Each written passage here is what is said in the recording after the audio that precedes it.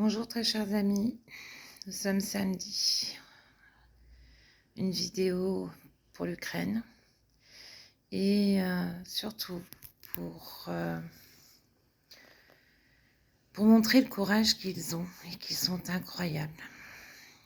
Ce peuple est vraiment un peuple de titans, digne de ses ancêtres cosaques.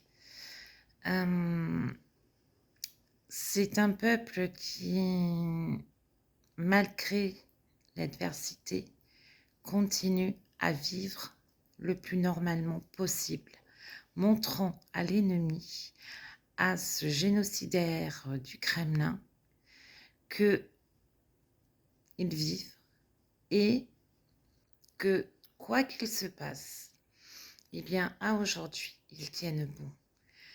Ils tiennent bon et j'en veux pour preuve cette semaine. Nous savons que de nombreuses villes sont sans chauffage, sans eau.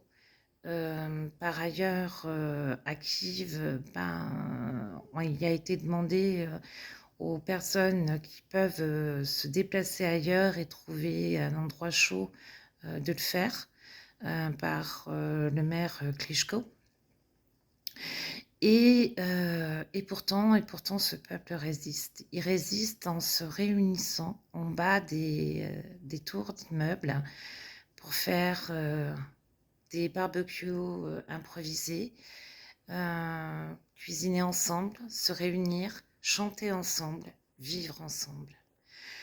C'est un geste incroyable de résistance à l'ennemi et c'est bien plus fort que l'on puisse l'imaginer.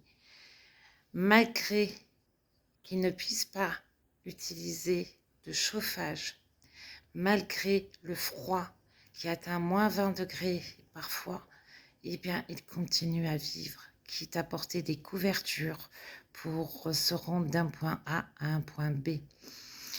C'est incroyable et je ne sais pas comment nous, en Europe, nous qui sommes quelque part beaucoup plus gâtés que ne l'est l'Ukraine aujourd'hui, comment nous réagirions.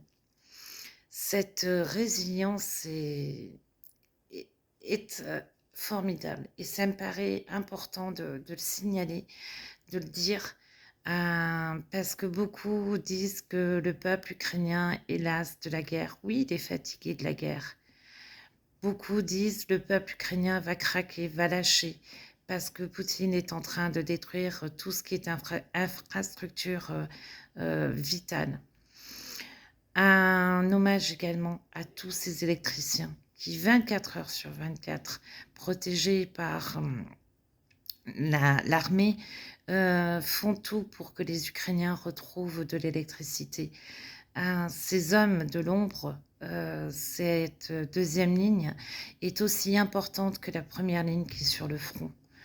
Celle qui est sur le front se bat pour la liberté, la défense d'un territoire. Celle qui est en deuxième ligne se bat pour permettre au peuple ukrainien de continuer à vivre. Et il me paraît important de mettre en avant cette deuxième ligne.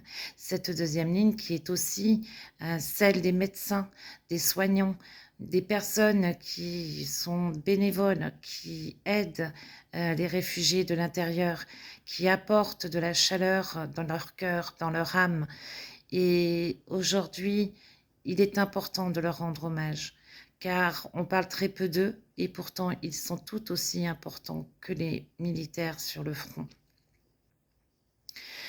Bien évidemment, nous souhaitons et nous espérons tous cette paix. À aujourd'hui, malheureusement, nous en sommes loin. Simplement, il faut que nous gardions le même espoir, la même force, la même chaleur, la même envie pour l'Ukraine, pour ceux qui, à aujourd'hui, la soutiennent. Ne baissons pas les bras, soyons toujours là, aussi présents pour les Ukrainiens et l'Ukraine. Slava Ukraini Heroyam, Slava Smerts Vor, Slava Nazi Ukraini Ponaduse.